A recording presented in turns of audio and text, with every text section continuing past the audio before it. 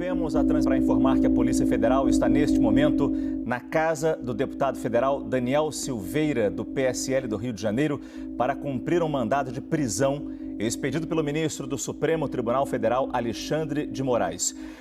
Daniel Silveira divulgou mais cedo nas suas redes sociais um vídeo atacando ministros do Supremo Tribunal Federal, além de fazer apologia ao AI-5 e instrumento de repressão da ditadura militar. O ex-comandante do Exército, Eduardo Vilas Boas, ironizou a crítica do ministro Edson Fachin, do Supremo Tribunal Federal, à pressão de militares durante o julgamento de um habeas corpus do ex-presidente Lula. O general Eduardo Vilas Boas aproveitou a publicação de uma reportagem numa rede social para ironizar a nota do ministro Edson Fachin. O ex-comandante do Exército escreveu: 3 anos depois. Nesta segunda-feira, Fachin afirmou ser intolerável e inaceitável qualquer tipo de pressão sobre o judiciário. O documento faz referência a um tweet do general em 2018, um dia antes do Supremo julgar um habeas corpus do ex-presidente Lula. Na ocasião, Vilas Boas questionou quem estaria pensando no bem do país e afirmou que o Exército estaria atento às missões institucionais. O ministro Fachin começou a chorar, decidiu chorar. Fachin, seu moleque, seu menino mimado, mau caráter, marginal da lei, sempre militando pelo PT, pelos partidos narcoditadores, nações narcoditadoras, colocá-lo na Suprema Corte para que ele proteja o arcabouço do crime do Brasil, que é a Suprema Corte. A nossa Suprema, que de Suprema nada tem. Manda. Principalmente você, Fachin. Você integra, a nata da bosta do STF. Eu queria saber o que você vai fazer com os generais. Os homenzinhos do botão dourado, lembra? Você lembra do AI-5, você lembra, para. Eu sei que você lembra. Você era militante lá do PT, Partido Comunista, você era da Aliança Comunista do Brasil, junto com a Dilma, aquela ladra vagabunda, o multicriminoso Luiz Inácio Lula da Silva, de 9 dedos, vagabundo, cretino, canalha. O que acontece, Fachin, é que todo mundo tá cansado dessa tua cara de filha da puta que tu tem, essa cara de vagabundo. Por várias e várias vezes eu já te imaginei levando uma surra. Então qualquer cidadão que conjecturar uma surra bem dada nessa sua cara com um gato morto até ele miar, de preferência após cada refeição, não é crime. Eu acordei e tomei um café feliz, sabendo que mais um vagabundo foi retirado da sociedade.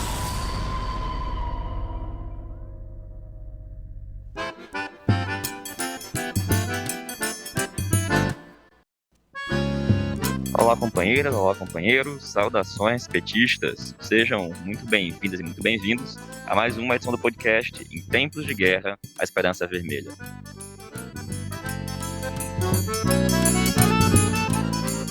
Hoje é sexta-feira, dia 19 de fevereiro. Eu sou o Patrick e conduzo a conversa junto com vocês. No episódio de hoje, que é gravado no dia em que a Câmara dos Deputados vota a manutenção da prisão do deputado Daniel Silveira, nós escutamos o companheiro Walter Pomar, da direção nacional do PT, que comenta esse assunto e as discussões que marcaram toda essa semana no campo da esquerda e a possibilidade de precedentes com essa prisão.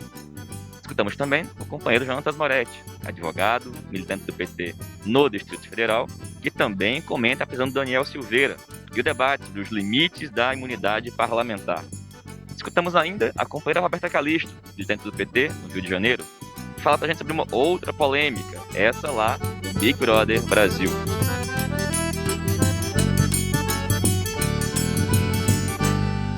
E pessoal, como todos e todos nós acompanhamos essa semana, o deputado Daniel Silveira, aquele bolsonarista, fascista, que ficou conhecido por ter quebrado a placa de Marielle, foi preso pela Polícia Federal depois de publicar um vídeo em que ele promove diversos ataques a ministros do STF e, inclusive, faz apologia ao AI-5, a ditadura, como a gente escutou no começo aqui do podcast. Ao longo da semana, diversos debates no campo da esquerda foram travados. Muita gente com opiniões, inclusive, um tanto conflituosas sobre esse procedimento ter sido correto ou não e as implicações dele. Bom, A gente vai escutar agora o companheiro Walter Pomar, da direção nacional do PT, que comenta pra gente justamente as discussões que foram travadas em alguns setores da esquerda.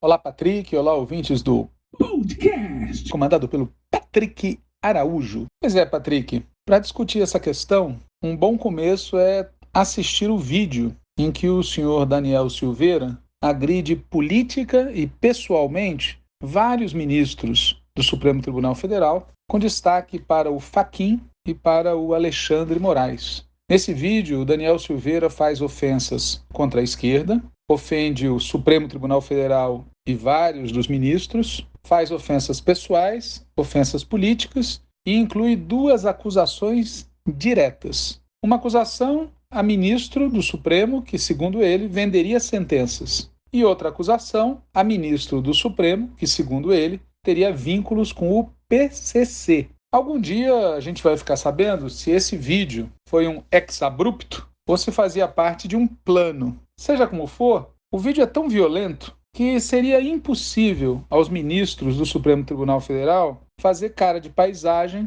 frente a acusações como venda de sentenças e vínculos com o PCC, sem falar nas ameaças explícitas de agressão física, bater com um gato morto na cara do ministro até o gato miar, esse tipo de coisa. Eu não sei dizer a dosimetria, mas eu tenho certeza que essas ameaças e essas acusações devem ter pesado muito na decisão adotada pelo Alexandre Moraes e depois respaldada por todos os outros integrantes do Supremo, são 11 ministros ao todo, decisão de mandar prender o senhor Daniel. Talvez esses aspectos que eu citei tenham pesado muito mais na decisão do ministro Alexandre Moraes do que a defesa das instituições, como muita gente gosta de acreditar. A questão, o problema, é que o senhor Daniel Silveira não é um cidadão comum, não é um ratinho, muito menos um general, é um parlamentar. E o artigo 53 da Constituição determina que deputados e senadores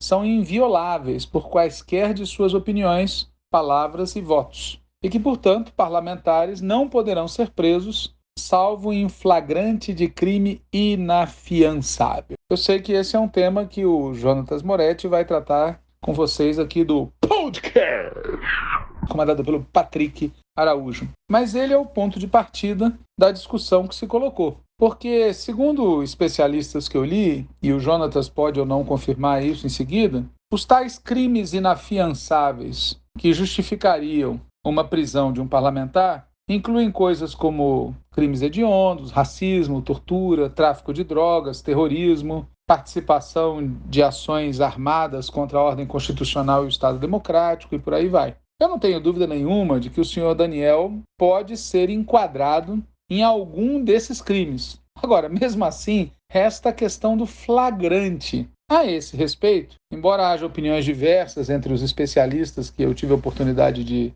ler, mesmo aqueles que são favoráveis à prisão reconhecem explícita ou implicitamente que a decisão da prisão foi tomada no limite da lei. Claro que uma decisão definitiva sobre se o cidadão permanece preso ou não vai ser tomada pela Câmara dos Deputados. Diz a Constituição que, nesse caso de prisão, os autos serão remetidos dentro de 24 horas à casa respectiva para que, pelo voto da maioria de seus membros, resolva sobre a prisão. Fecha aspas. Diante da prisão de um parlamentar, com toda essa controvérsia que eu citei antes, e diante do fato do Alexandre Moraes ter recorrido à Lei de Segurança Nacional para embasar o pedido de prisão, ou a determinação de prisão, diante desses 2 elementos, algumas pessoas de esquerda questionaram a decisão do Supremo Tribunal Federal. Foi o que fizeram, cada um do seu jeito, o Breno Altman, o Lula e o Partido da Causa Operária. Bom, é fato que o ministro Alexandre Moraes ele citou artigos da Lei de Segurança Nacional para embasar a prisão do Daniel. A Lei de Segurança Nacional é uma herança da ditadura. Ela foi concebida e está escrita para ser um instrumento contra a esquerda e contra o povo, não contra a extrema-direita, não contra o neofascismo, não contra as elites. Portanto, no terreno dos princípios, não tem por que ter dúvida. A Lei de Segurança Nacional precisa ser revogada. Ela precisa ser substituída por uma lei de defesa das liberdades democráticas. Eu prefiro falar assim do que falar de lei de defesa do Estado de Direito. Prefiro falar em lei de defesa das liberdades democráticas. Mas atenção, não fomos nós da esquerda que invocamos essa lei de segurança nacional para prender, olha que ironia, um defensor dessa lei e da ditadura. E aí eu pergunto, nós da esquerda, nós que fomos vítimas da ditadura, fomos vítimas do Daniel, fomos vítimas do Alexandre, agora nós deveríamos nos meter na briga entre eles e pedir que eles tenham modos? A gente deveria, por causa da Lei de Segurança Nacional e por causa de uma interpretação heterodoxa acerca do que seria flagrante,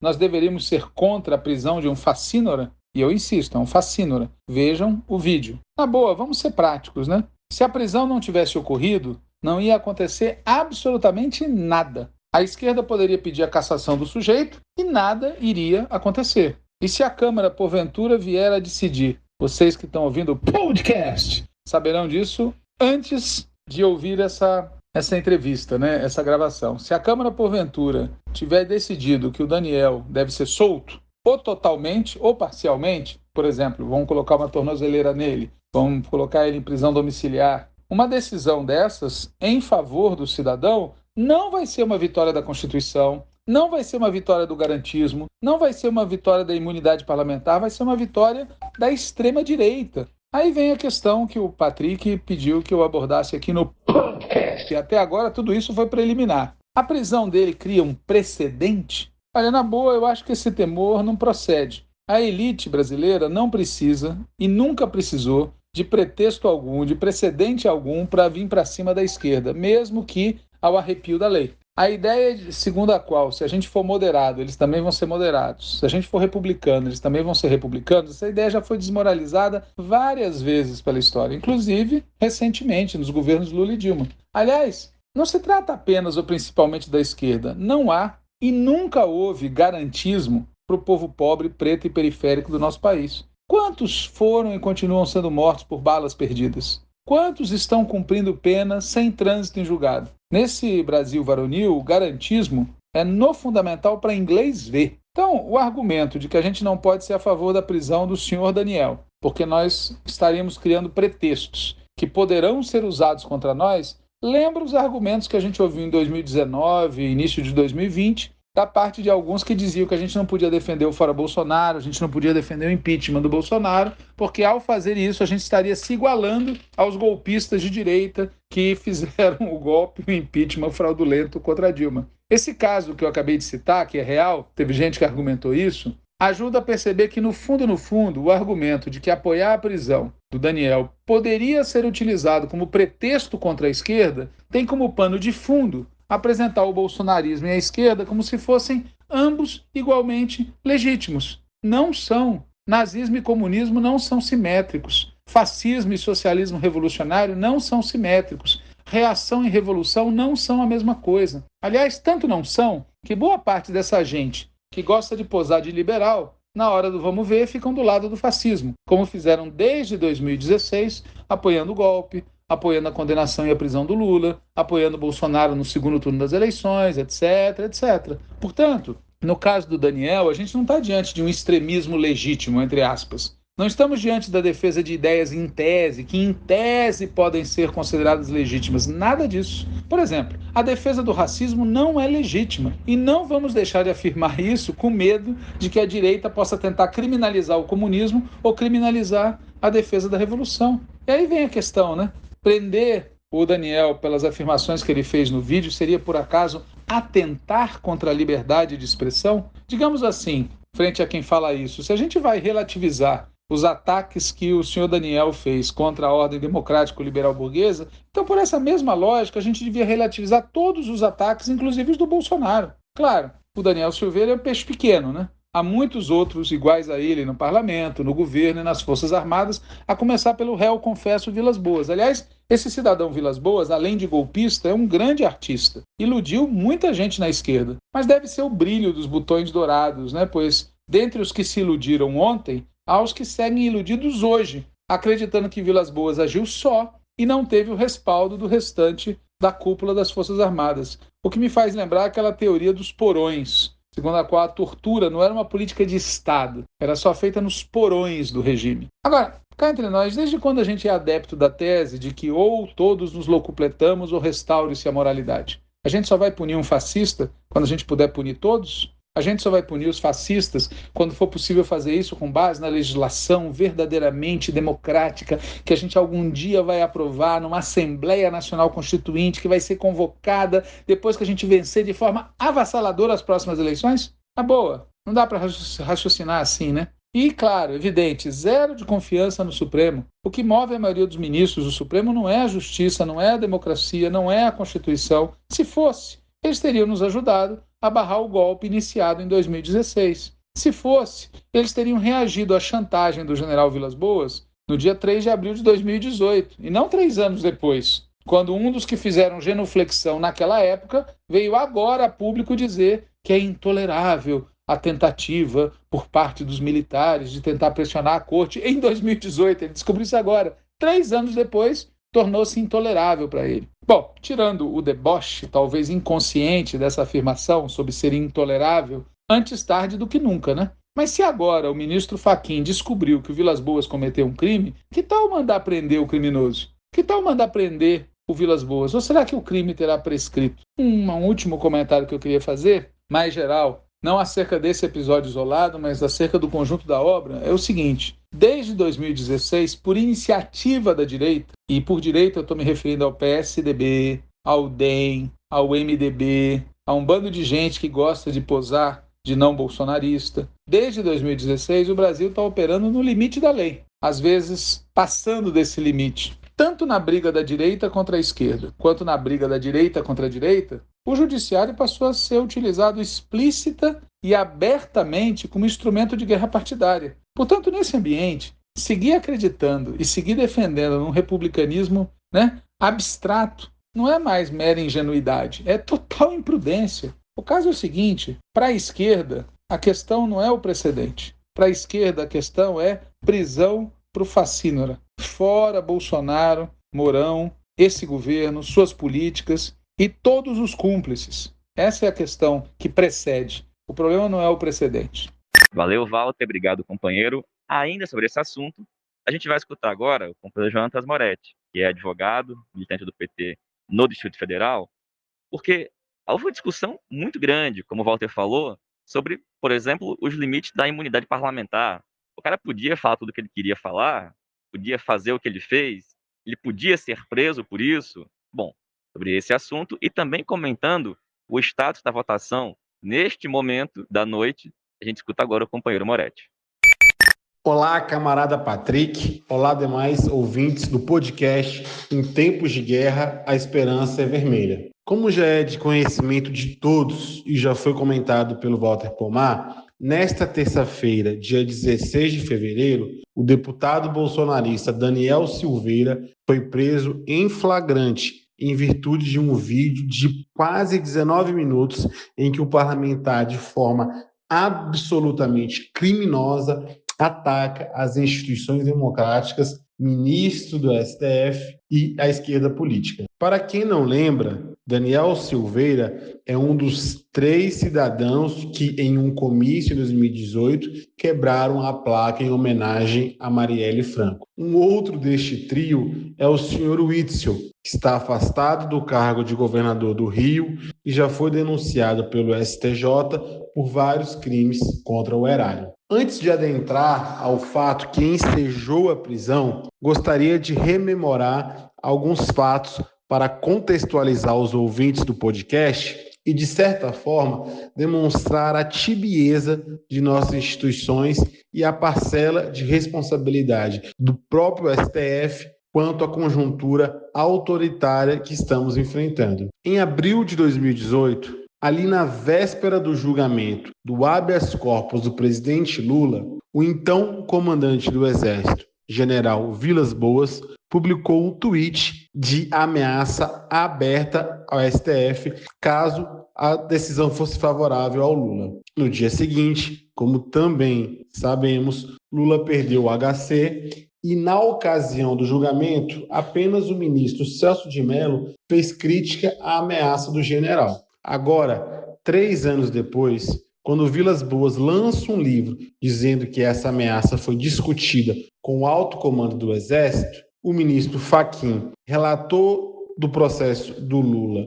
e de todos da Lava Jato, fez críticas ao militar. À época, todavia, quando tinha a obrigação de agir, por conivência, conveniência ou outro motivo, o ministro Fachin calou-se. Portanto, Patrick, foi em resposta a essa reação tardia do ministro Fachin que o deputado bolsonarista fez o vídeo virulento e criminoso. E ele ligou a giratória. Disse que os ministros do STF não servem para porra nenhuma, que não tem caráter, que não tem escrúpulo. Afirmou que Gilmar Mendes vende sentenças e que o ministro Luiz Roberto Barroso gosta de colhão roxo. Quanto ao Alexandre de Moraes, que decretou sua prisão, o deputado o chamou de Xandão do PCC e, de forma ainda mais grave, fez defesa aberta ao ato institucional número 5 e à volta da ditadura militar. Eu concordo com o Walter que, possivelmente, os xingamentos aos ministros pesaram mais do que a louvação à ditadura. Tanto é que essa não foi a primeira vez que Daniel Silveira e outros líderes bolsonaristas defendem abertamente a ditadura. De todo modo, seja qual for a real motivação dos ministros do STF, é fato que o deputado atacou frontalmente a ordem democrática. A prisão, que no momento que estamos gravando este áudio acaba de ser confirmada pela Câmara com 364 votos favoráveis, causou um grande debate jurídico e político. Do ponto de vista jurídico, gostaria de comentar 3 elementos. O primeiro deles é o alcance da imunidade parlamentar. A Constituição diz que os parlamentares são invioláveis, civil e penalmente, por quaisquer de suas opiniões, palavras e votos.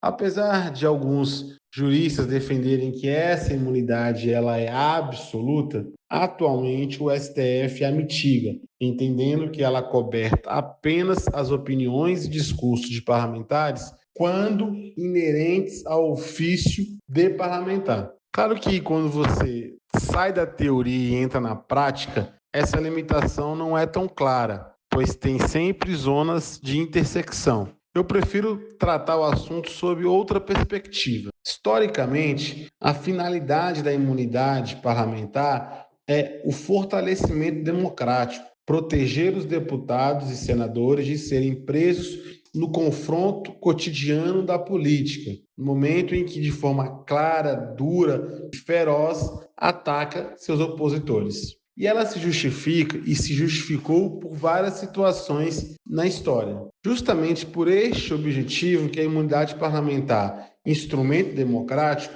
não pode ser reivindicada justamente para atacar a democracia. O limite, para mim, é claro e objetivo. A liberdade de expressão e a imunidade parlamentar não podem ser instrumentalizados para a defesa de um regime que, ao fim e ao cabo, visa destruir justamente a liberdade de expressão. Este é um núcleo mínimo que não cabe mediação e tergiversação.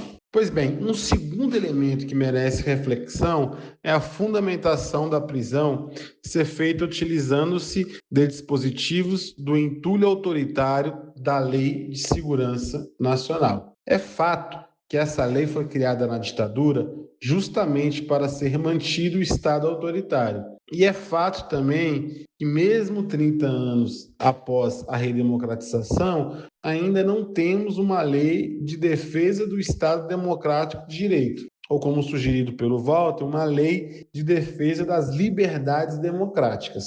Apesar disto, é fato também que o STF já decidiu que a lei ainda é constitucional no seu fundamental, assim como essa não é a única lei de resquício da ditadura que é utilizada no Brasil. Nosso Código Penal autoritário também é oriundo da ditadura, assim como a Lei de Imprensa, que teve alguns artigos declarados inconstitucional, mas em parcela significativa ainda é vigente. A necessária defesa que fazemos da revogação da Lei de Segurança Nacional não pode nos colocar em uma situação esdrúxula de não ter imputação penal ao deputado bolsonarista. Porque, apesar de ser questionável o uso da Lei de Segurança Nacional, é absolutamente pacífico que o parlamentar atentou contra a democracia e suas instituições e, portanto, cometeu crime a justificar alguma punição. Um terceiro elemento é quanto à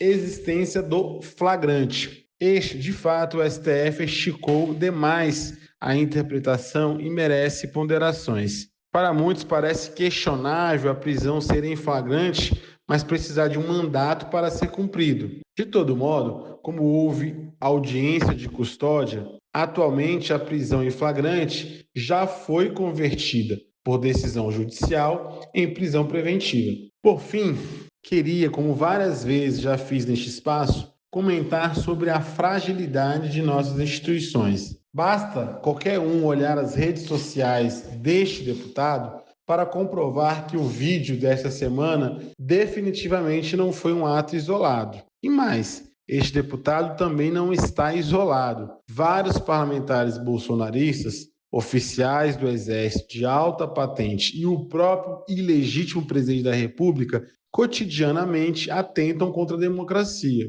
Para ficar apenas em 2 casos rápidos, o que foi feito com o general que confessadamente ameaçou o STF em 2018 e confirmou este fato num livro este mês? O que foi feito quando o presidente da República, com transmissão ao vivo em praça pública, participou de ato político reivindicando o ato institucional número 5 e a intervenção militar? Nada. Houve, nos 2 casos, com raras exceções, um silêncio ensurdecedor das instituições. E mais, se não houvesse a prisão do deputado pelo STF, alguém tem dúvida que não teria nenhum processo no Conselho de Ética da Câmara contra o deputado bolsonarista? Essa prisão e ação muito tardia do STF, sim, que pode ser considerado um ato isolado. Todavia, que isto sirva de inspiração para o STF e demais instituições. Que tenhamos em mente, não há mediação nem contemporização contra fascistas e defensores da ditadura. Valeu, Moretti. Obrigado, companheiro. Sobre esse assunto e o resultado final da votação, a gente comenta de novo no podcast de segunda-feira. Mas agora, a gente vai escutar a companheira Roberta Calisto, militante do PT, no Rio de Janeiro, que fala pra gente de um outro tema que também foi muito polêmico essa semana, que diz respeito ao Big Brother Brasil. Foi uma semana em que um dos participantes do programa foi eliminado com uma votação recorde, e foi justamente um dos personagens que tem provocado na casa algumas discussões que também estão circulando muito na esquerda brasileira. Olá, Patrick. Olá a todos e todas que estão ouvindo o podcast. Mais uma vez, o assunto é BBB, porque ele continua pautando as coisas que acontecem na sociedade e a gente continua estabelecendo diálogo com as pessoas. Essa semana, a gente teve uma votação histórica e a eliminação de um participante quase por unanimidade. A votação expressiva dele chegou a quase 99%, dentro de um cenário onde tinham 3 possíveis candidatos para serem eliminados.